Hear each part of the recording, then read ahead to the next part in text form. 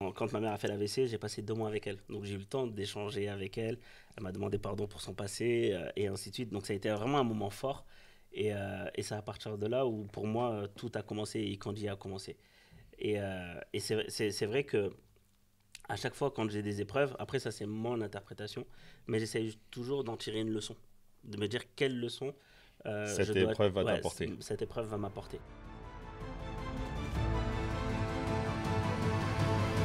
On sous-estime ça.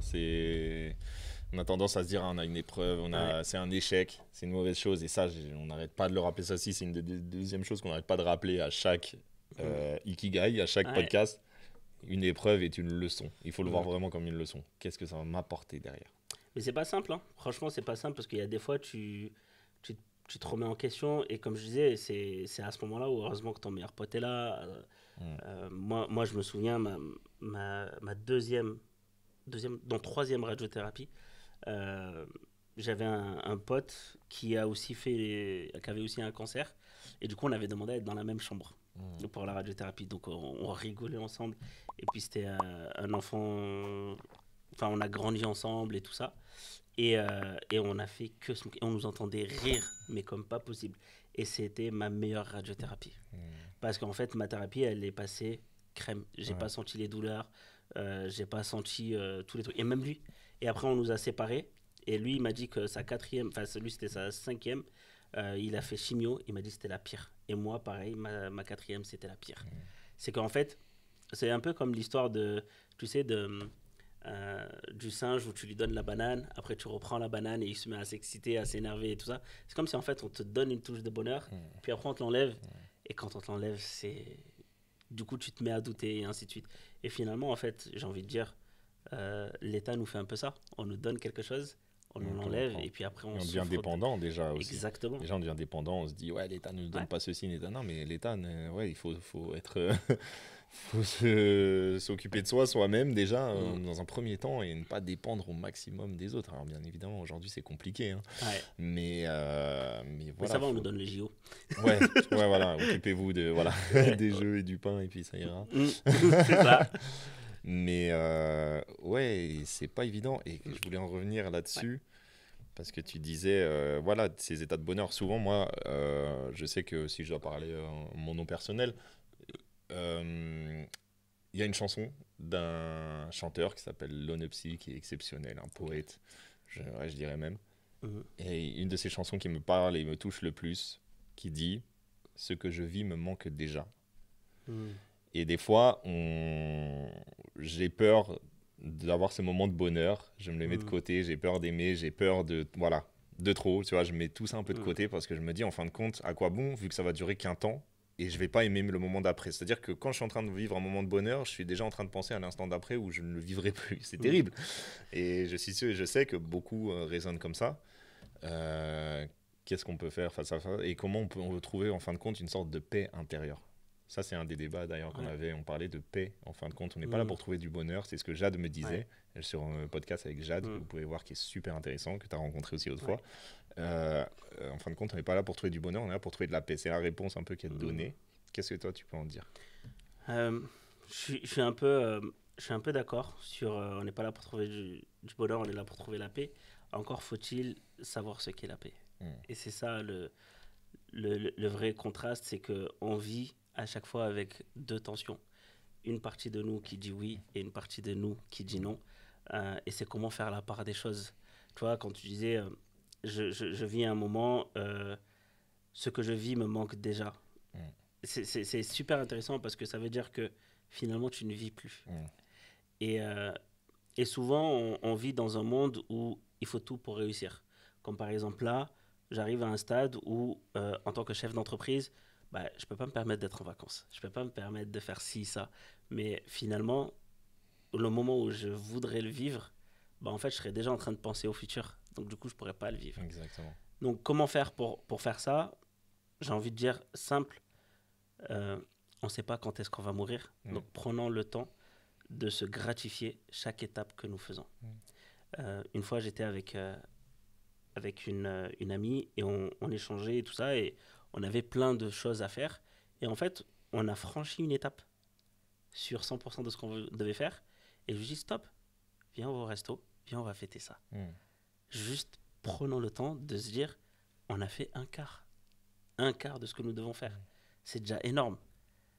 Parce que, en fait, comment faire, pour moi, c'est prendre conscience qu'on peut mourir à tout moment. Parce que si on prend conscience qu'on peut mourir à tout moment, bah, on essaye de vivre. Et tout à l'heure, quand je disais par rapport à vraiment à la philosophie de vie, je dis souvent en rigolant, et si en fait tout ça n'existait pas? Si en fait on était juste déjà mort et qu'on était juste en train de ressasser notre passé. Et que finalement, en fait, c'est juste le fruit de notre pensée qui fait ce que nous sommes aujourd'hui. Donc la mort n'est qu'une étape. Donc finalement, qu'on soit mort ou qu'on soit vivant, prenons le temps de savourer chaque instant. Excellent. On a vraiment les mêmes manières de penser sur beaucoup de points. Donc ça ne m'étonne pas déjà, mais c'est super intéressant. Franchement, de raisonner comme ça, et même aussi de se dire, tout simplement, même si tu n'arrives pas à aller aussi loin dans ses pensées, se dire, voilà, imagine-toi plus tard, sur ton lit d'hôpital, tu as 70 ans et tu disais, qu'est-ce que je ne donnerais pas pour avoir à nouveau 35 ans pour mon âge, 36 ans même, je viens de les fêter, j'arrive pas à m'y faire. Qu'est-ce que je donnerais pas pour un nouveau 36 ans? Ou pouvoir avoir encore mes deux jambes, parce que peut-être que je les aurais plus, pouvoir juste marcher, juste respirer. Quand on est malade ou quand on a un problème, on dit, je veux juste avoir mes deux jambes, je veux juste pouvoir respirer normalement, je veux juste ceci.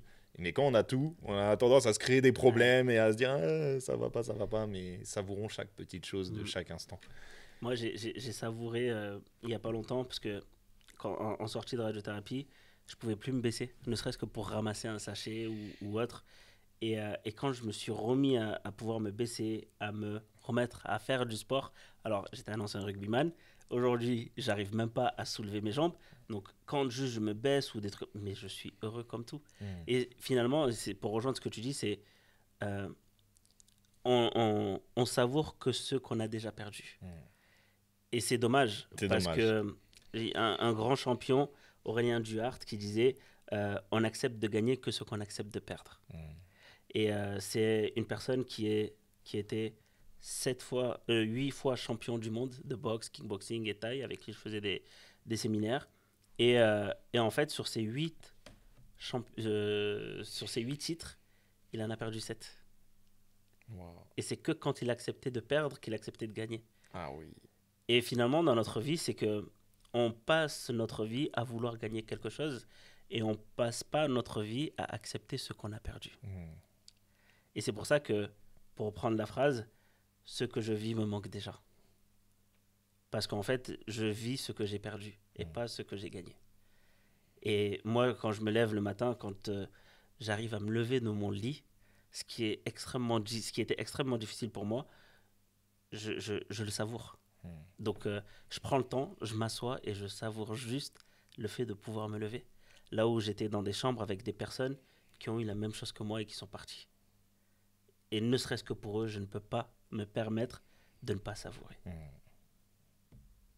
Déjà, il faut que ça commence par là. Déjà, dès le matin, savourer Dès le juste matin. le fait de se réveiller. Dieu sait que c'est dur, hein, c'est pas évident, mais quand on passe par ce genre d'histoire, tu peux que savourer chaque matin et en prendre pleinement conscience. J'aimerais revenir sur un point. Tu m'as parlé l'autre fois que tu aimais déconstruire les choses. Donc, quand on parle de développement personnel, tu vas parler de déconstruire le développement personnel. Quand je te parlais de l'ikigai, tu m'as dit on peut déconstruire l'ikigai. C'est super intéressant parce que moi aussi, je suis un peu pareil dans le sens où je ne suis pas là en train de prôner l'ikigai comme si c'était un leitmotiv. Moi, c'est juste ma ligne, c'est un peu ma DA. C'est la ligne directrice. On va parler d'ikigai, mais pour parler de tout ce qu'il y a autour et de développement personnel ou des personnes et de déconstruire aussi l'ikigai, c'est intéressant. Donc, pourquoi déconstruire le développement personnel? Pourquoi déconstruire? Parce qu'on passe toute notre vie. J'aime bien dire la nouvelle génération, c'est le mind building, c'est on travaille à chaque fois notre cerveau, on veut le muscler comme si c'était un muscle. Il n'y a que 10%. Arrêtez de vous prendre la tête. Il fonctionne. Ça ne sert à rien de se prendre la tête, ça ne sert à rien de s'accrocher à quelque chose ou à vouloir construire quelque chose. Moi, j'aime bien donner cet exercice à tout le monde. D'ailleurs, si vous voulez le faire, vous pouvez le faire, ou même ceux qui nous regardent, c'est prendre une feuille et un stylo et commencer à écrire je suis le tailleur de pierre. Donc, je prends une feuille et un stylo, j'écris je suis le tailleur de pierre. Okay. Une fois que cette phrase a été écrite, je demande à l'autre personne de l'écrire avec son autre main. Donc, n'hésitez pas à écrire je suis le tailleur de pierre avec l'autre main. On se rend compte que écrire avec l'autre main, ça prend du temps. Que des fois, ça peut être chiant. Pour certains, ça peut être challengeant. Pour d'autres, ça peut être stressant. Et il y a plein de choses qui nous viennent comme des émotions aussi négatives où on se met à se juger et ainsi de suite. Et en fait, il n'y a pas de bonne ou de mauvaise façon de faire. C'est juste qu'on a une façon préférée de le faire.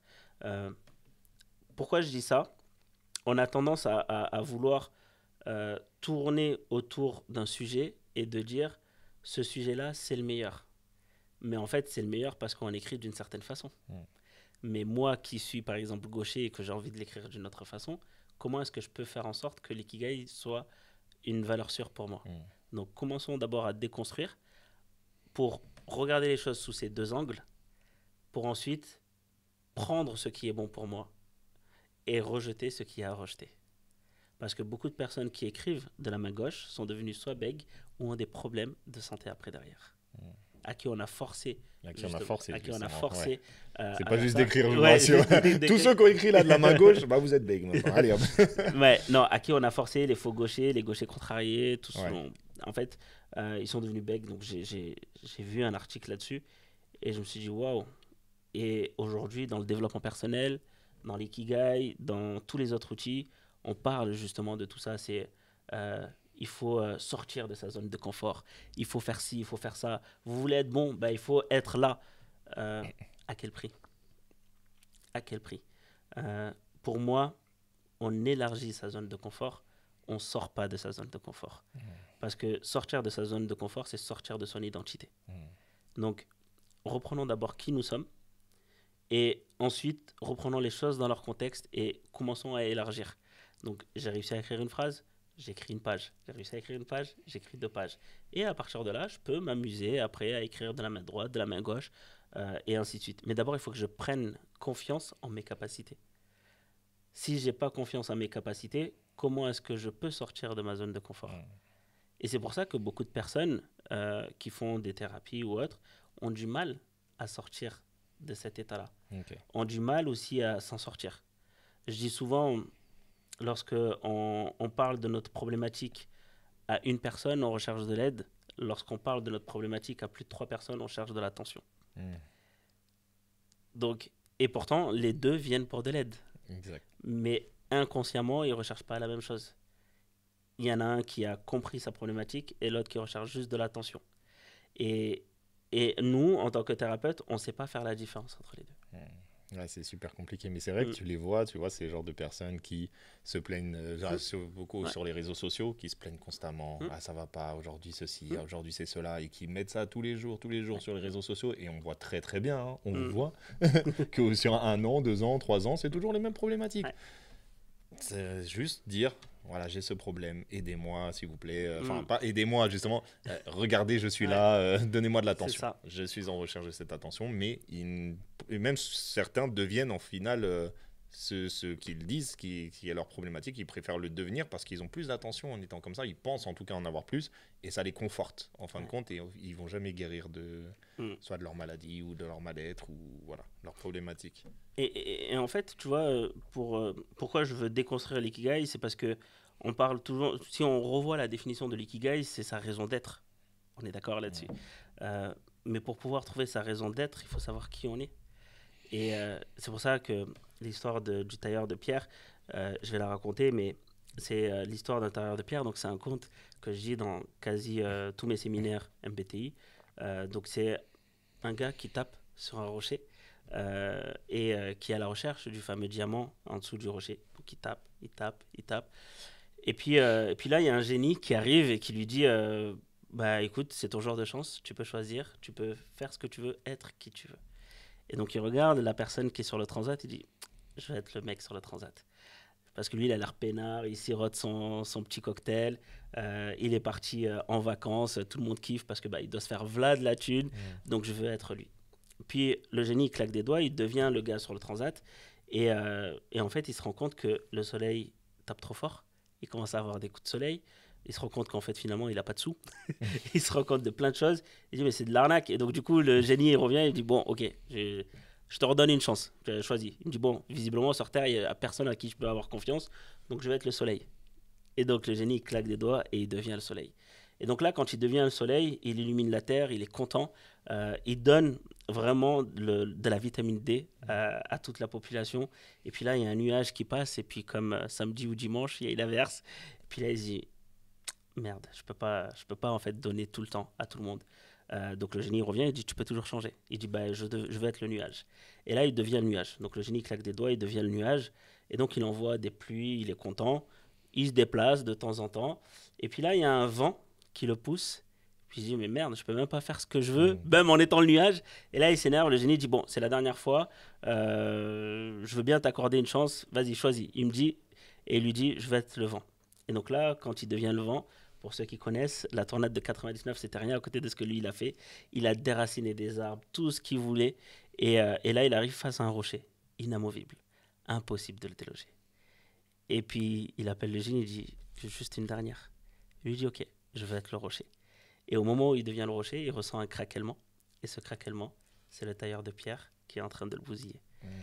La moralité, c'est qu'on cherche à être ce qu'on n'est pas, à travers n'importe quel outil, que ce soit l'ikigai ou autre, jusqu'à oublier notre propre diamant intérieur. Je suis le tailleur de pierre à la recherche de mon diamant. Magnifique. Et j'avais cette histoire aussi en beaucoup plus court, où c'est le poisson tout simplement qui regarde le singe en train de se balader sur les branches d'arbres et qui dit qu'est-ce que je donnerais pas aussi pour être ce singe-là, mais tout en oubliant ses propres capacités, qui fait que il a tout l'océan pour lui et qu'il peut nager comme il veut, où il veut. Et en fait, on perd notre temps à vouloir devenir ce qu'on n'est pas, alors au lieu de profiter de qui on est réellement et de toutes nos capacités. Parce que oui, effectivement, le monde est bien fait. Il y a toujours quelque chose qui nous bloque, on peut jamais...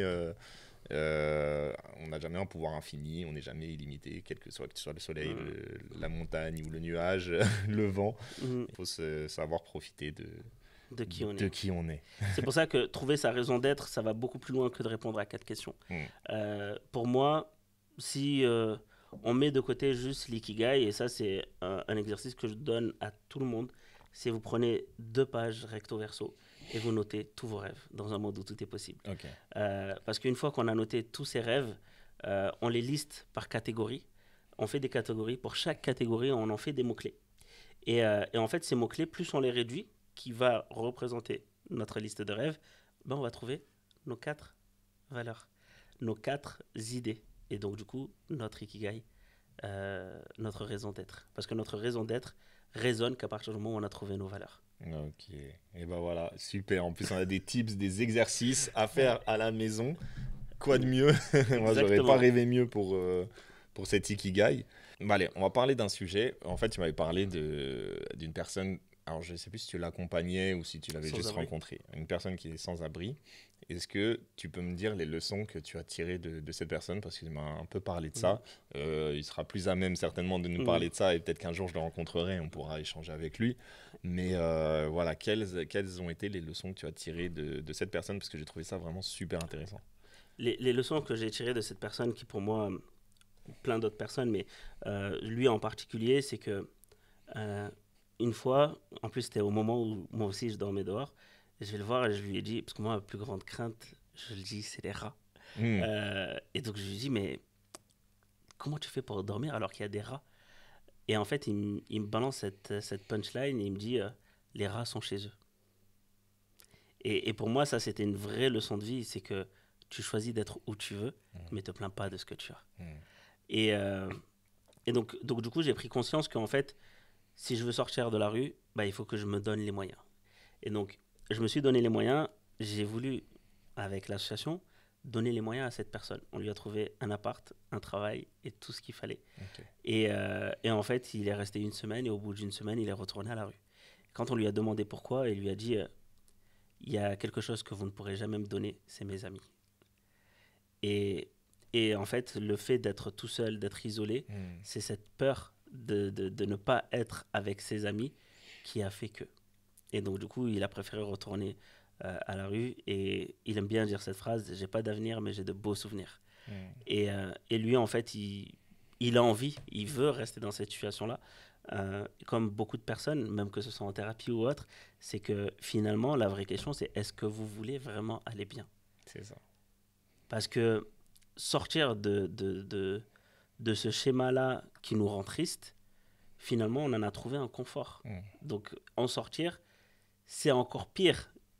Donc, finalement, je préfère rester dans mon malheur. Donc, vraiment, ce qui m'a beaucoup aidé, c'est de prendre le temps d'échanger et de lui donner quelque chose sur quoi s'accrocher. Quelque chose qui pourrait lui donner confiance, comme ses enfants. Ça, je m'en souviendrai toute ma vie. C'est que dès que je lui ai dit, mais tes enfants ont des enfants, donc tu n'aimerais pas avoir tes petits-enfants? Leur donner une bonne image, leur donner être propre sur toi et ainsi de suite. Et là, il m'a dit, oui, j'ai vraiment envie de ça. Mais est-ce que eux voudront me voir? Parce que tant que j'ai pas cette réponse, je ne vais pas aller dans cet appart-là. Tant que j'ai pas cette réponse, je ne voudrais pas aller bien. Ah ouais. Et les gens, en fait, pour sortir de leur schéma, il leur faut quelque chose sur quoi se raccrocher. Et pour moi, ça a été ma plus belle leçon.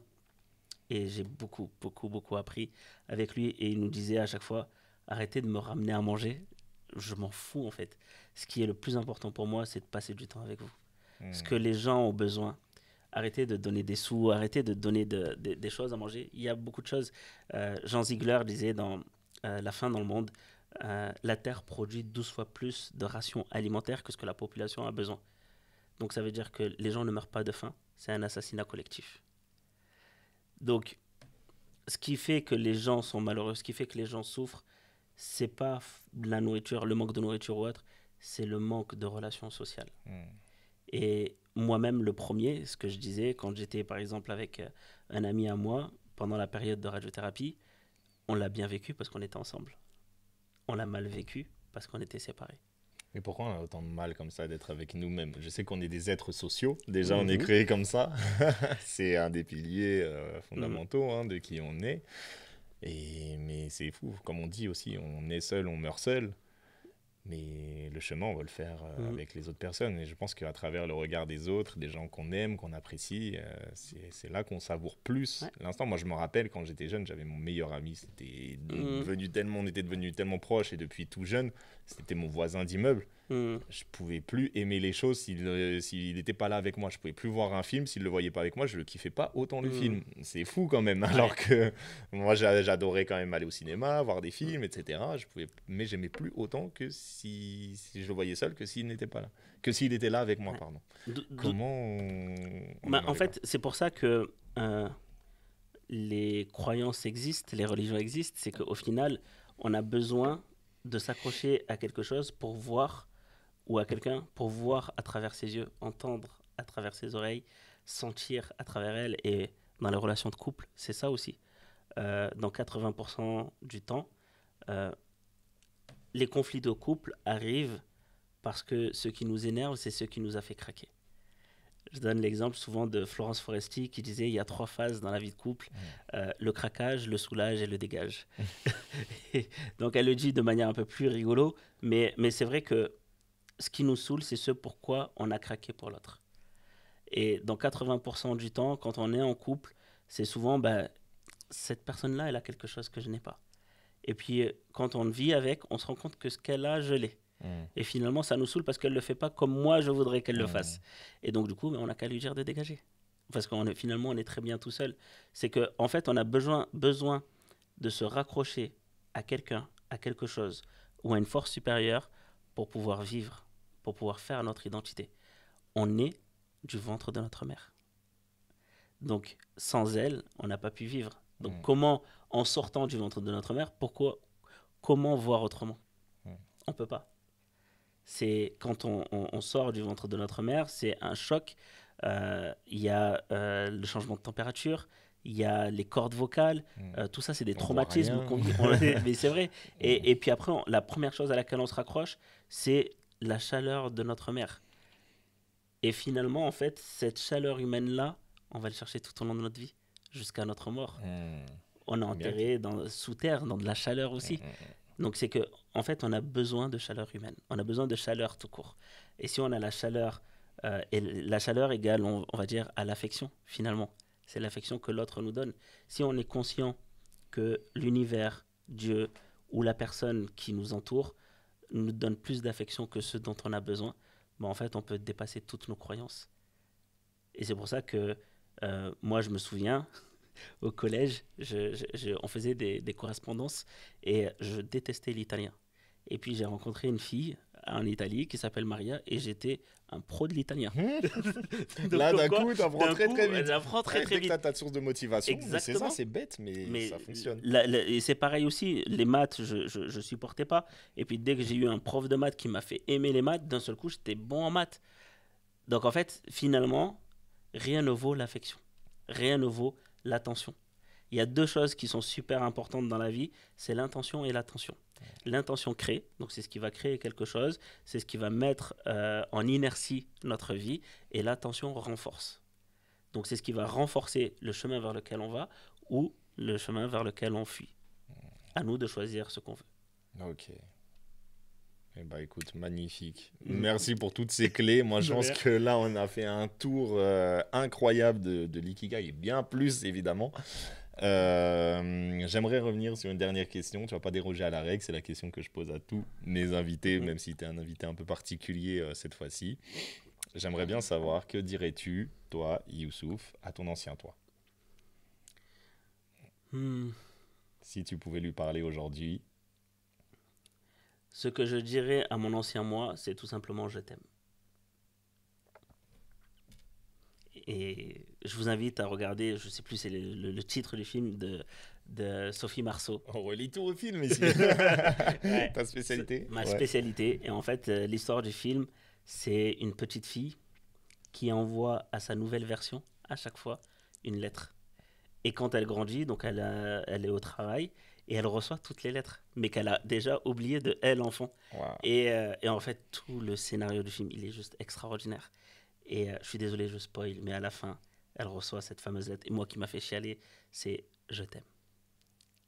Pour moi, il n'y a rien de plus beau qu'au final, on court après tout, après nos rêves, après notre ikigai, et ainsi de suite, jusqu'à en oublier notre propre amour. Bah, magnifique, quelle leçon de vie.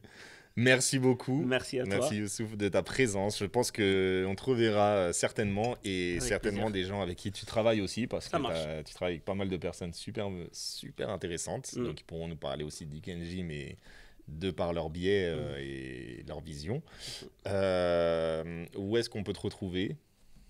Alors, comme on a plusieurs maisons du bien-être, donc il y a Évry, Viry-Châtillon, Corbeil, Draveil, Aulnay-sous-Bois et bientôt justement Marseille et La Rochelle.